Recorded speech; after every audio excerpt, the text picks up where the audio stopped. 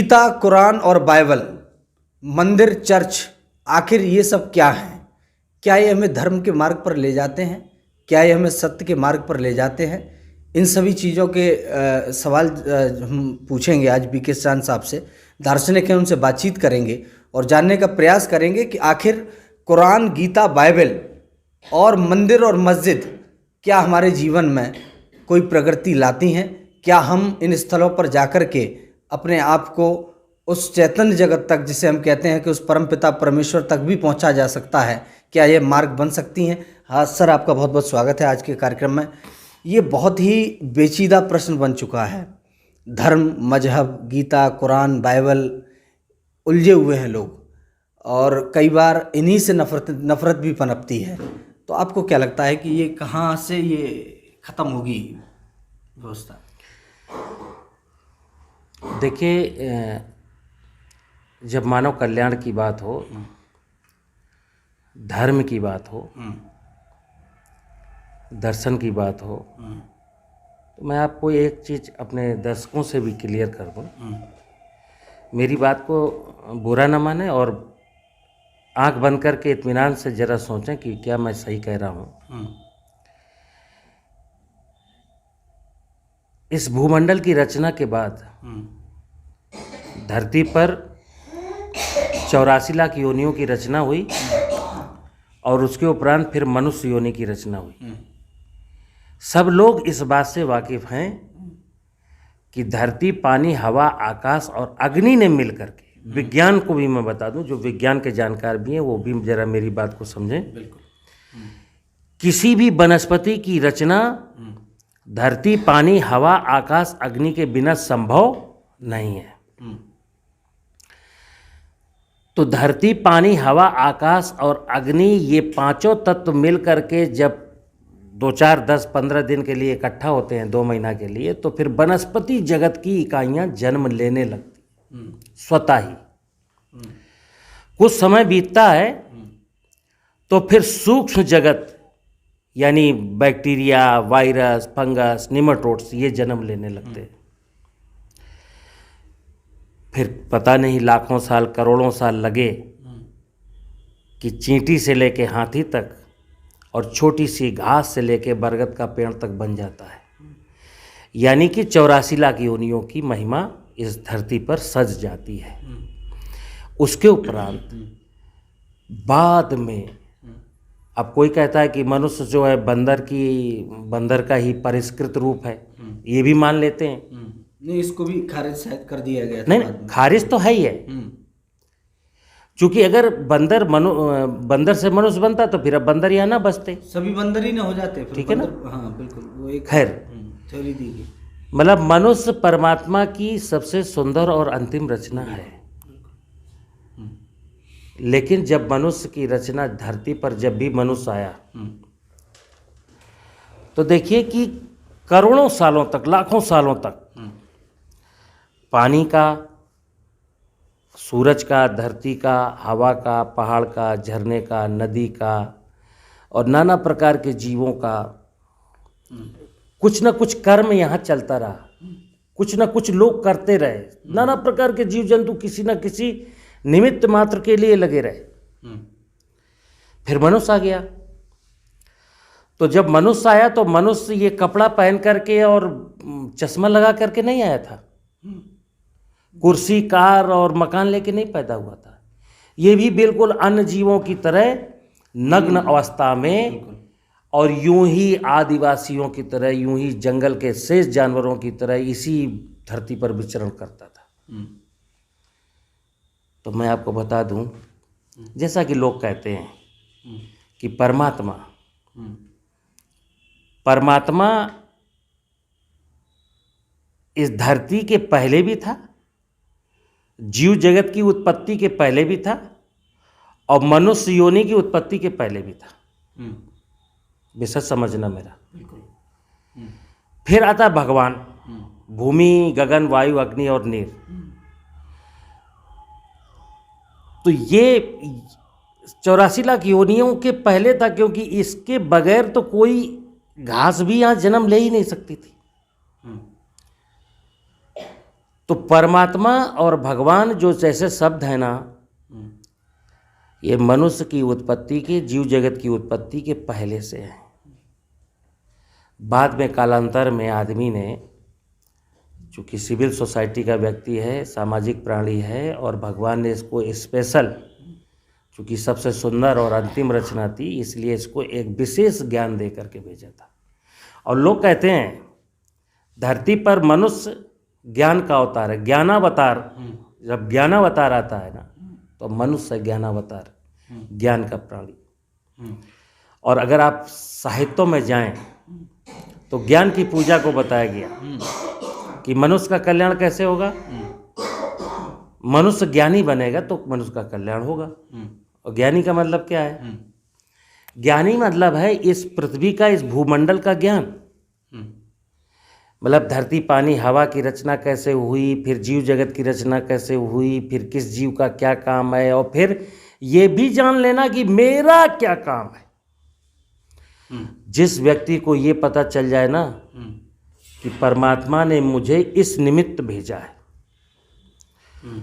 उसको न रामायण, न कुरान, और न बाइबल, न मंदिर, न मस्जिद, न गिरजाघर, न कोई भी धर्म गुरु, इनसे कोई मतलब नहीं है। बिल्कुल। और रही बात इसकी कि जो लोग भगवान, परमात्मा, धर्म, ऐसे विषयों को जब हम मंदिर में, मस्जिद में, गिरजाघर में, बाइबल में, कुरान में, गीता में खोजते हैं, ये विसंगतियां, ये भ्रांतियां तभी तो पैदा होती हैं।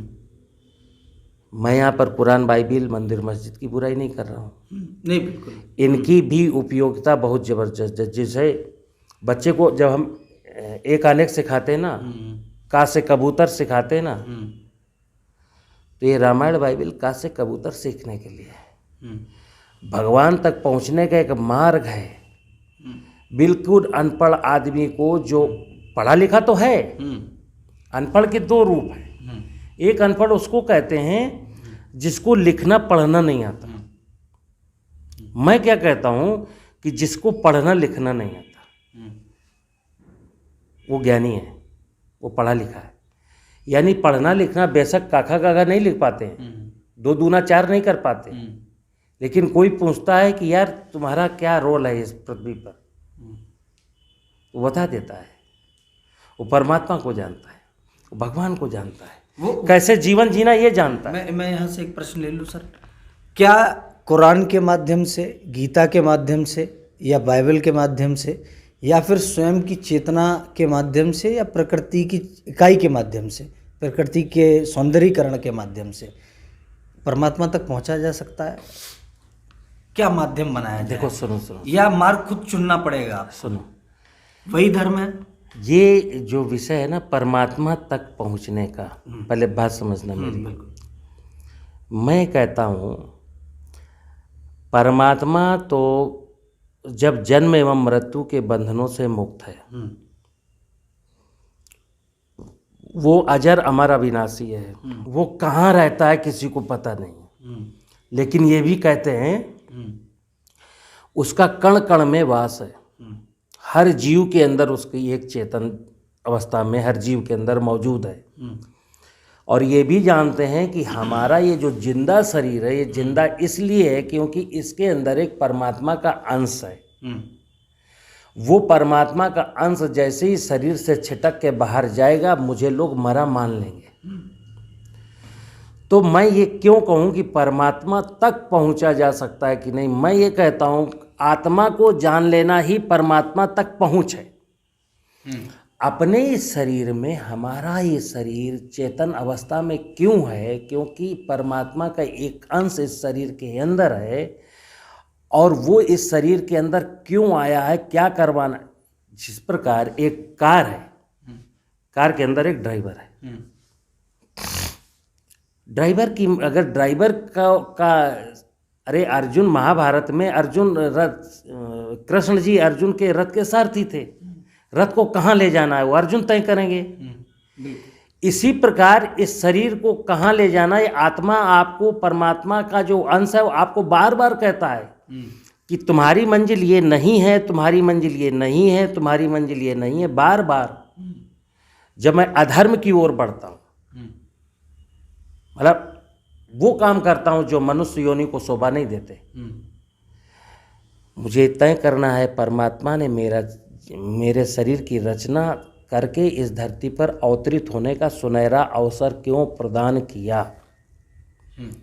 जब मैं इस प्रश्न का उत्तर जान जाता हूँ कि मुझे यहाँ मकान बनाने के लिए, मुझे यहाँ धन इकट्ठा करने के लिए, मुझे यहाँ भौतिक संसाधन इकट्ठा करने के लिए नहीं भेजा, मेरा पहला जो कर्तव्य है, जो उसी को धर्म कहेंगे, सर्वे भवन्तु सुखिनः सर्वे सन्तु निरामया, और सरल भाषा में समझना चाहें तो तुम्हारा जीवन किसकी अनुकंपा पर निर्भर करता है?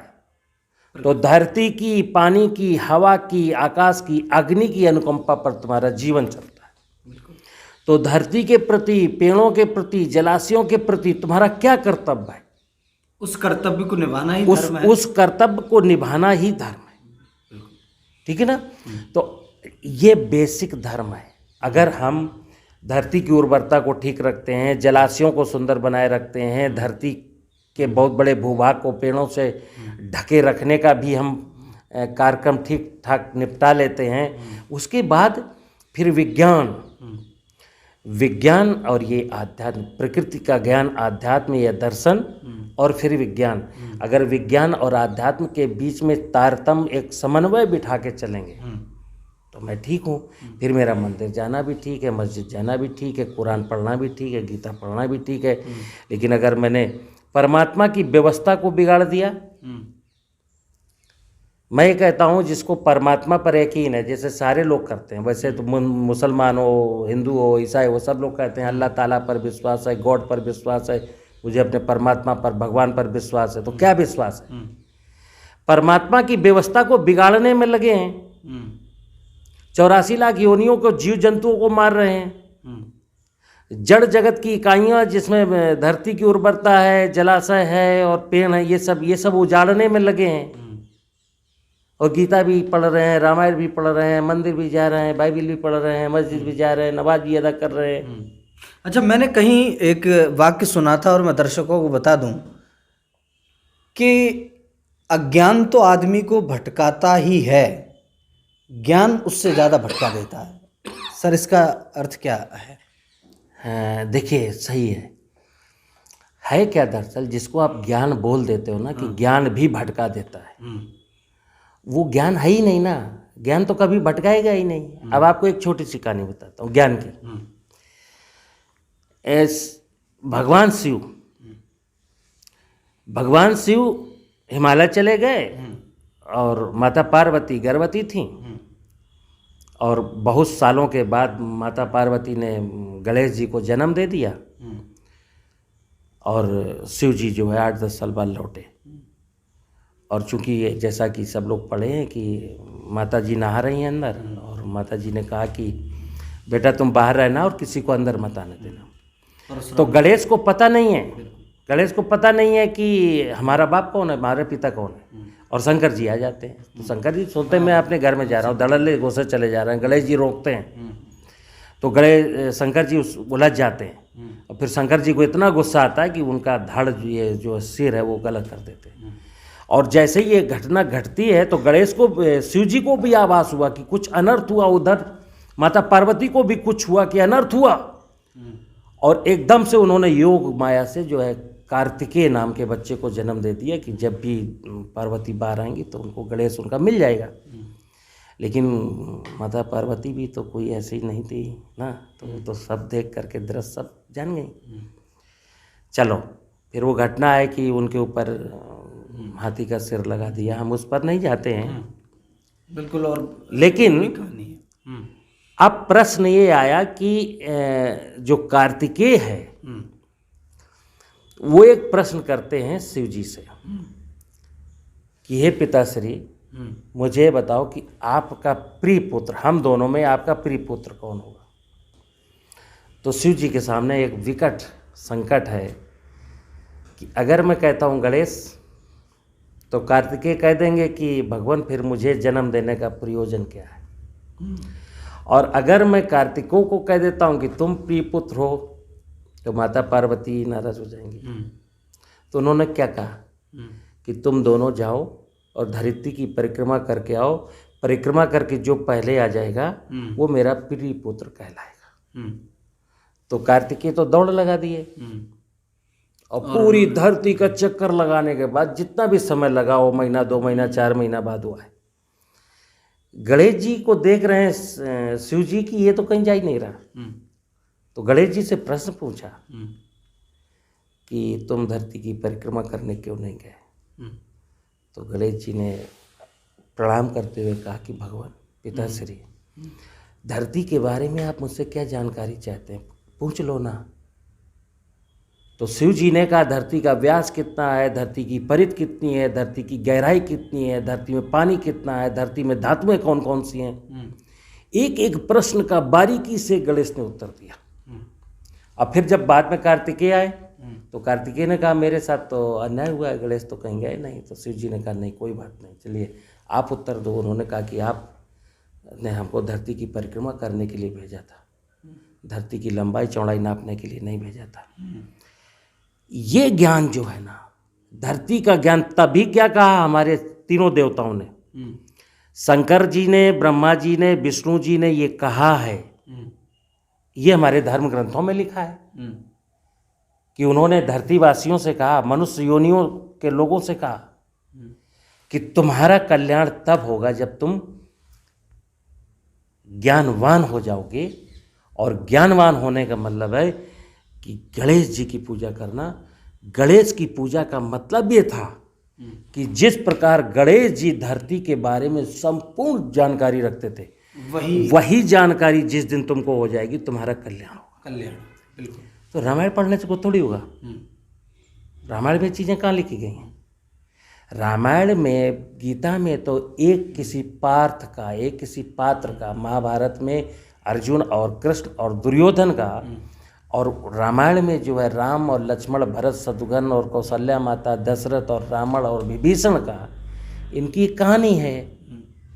तो आप उस चरित्र को धारण कर लो, राम के या कृष्ण के, इतनी गीता सिखा पाएगी। और ये पृथ्वी का ज्ञान, ये प्रकृति का ज्ञान तो गणेश जी के पास ही मिलेगा। बिल्कुल, ये बहुत अच्छा कहीं ना कहीं आपने इसका उत्तर दिया, और मुझे लगता है कि दर्शक भी इसे सुनेंगे और लाइक करेंगे, पसंद करेंगे।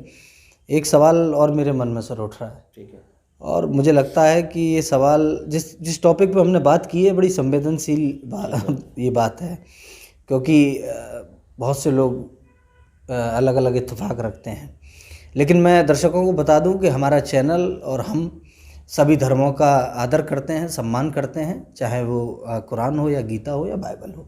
हमारा सभी से नाता है और हम सभी को मानते भी हैं। सत्य की खोज के लिए बहुत से लोग अपने घर परिवार को भी छोड़ देते हैं और जाकर के गुफाओं में बस जाते हैं, अंधकार में गुफाओं में सालों जिंदगियां बिता देते हैं। कहा जाता है कई बार उनके कंकाल मिलते हैं। तो ऐसा हट के कारण करते हैं या वो वाकई कुछ परम चेतना या अपने कुछ उनके अंदर ऐसा जागृति आ जाती है कि उनको लगता है कि यही है? क्या ये एक सिरफरा पागलपन है? ये हिंदू संस्कृति पर और हिंदू धर्म पर एक बड़ा सवाल छोड़ता है सर। मैंने इसलिए ये प्रश्न आपसे लिया। देखो, ये जो लोग ज्ञान की खोज में घर परिवार को छोड़ जाते हैं, हमारे बहुत दार्शनिक लोग जो है ना, अब यही जो मैंने भी प्रकृति की बात की कि मनुष्य का धर्म देखिए, समझिए जरा, मनुष्य योनि की रचना, स्त्रीलिंग और पुल्लिंग, परिवार, समाज। अगर ज्ञान का मतलब ये है कि परिवार को छोड़ जाना, समाज को छोड़ जाना और कंदराओं में छुप जाना, तो ये तो प्रकृति की व्यवस्था के खिलाफ है। कुछ समय के लिए वनों में चले जाना, हिमालय में चले जाना और वहाँ से अध्ययन करके लौट आना और फिर उस ज्ञान को बांटना, प्रसार करना लोगों के बीच, ये तो एक धर्म है मनुष्य का। लेकिन हम ऊब गए अपने परिवार से, अपने समाज से, और जा कर के एकांत में अपना कंदराव में छुप गए। ये तो पलायन है, ठीक है ना। चूंकि हमें नहीं मालूम कि वहाँ पर जा कर के जिन्होंने ज्ञान प्राप्त किया क्या ज्ञान प्राप्त किया। अगर उस जो कुछ भी प्राप्त किया अच्छा या बुरा, अगर वो अनुभव आप अपने समाज में साझा नहीं कर रहे हो तो वहाँ क्या करने गए थे। बिल्कुल ठीक है ना।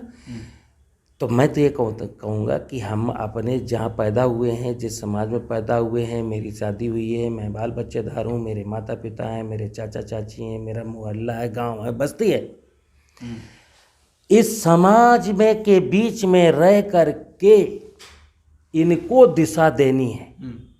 ऐसा जो ज्ञान है वो जो समाज के काम आ जाए, बिखरे हुए समाज को, असंतुष्ट समाज को, फ्रस्ट्रेटेड समाज को जो दिशा देने का काम करे, वो अच्छा ही है, वो एक सुकार है। मैं बहुत कम शब्दों में चाहूँगा, गृहस्थ आश्रम क्या है?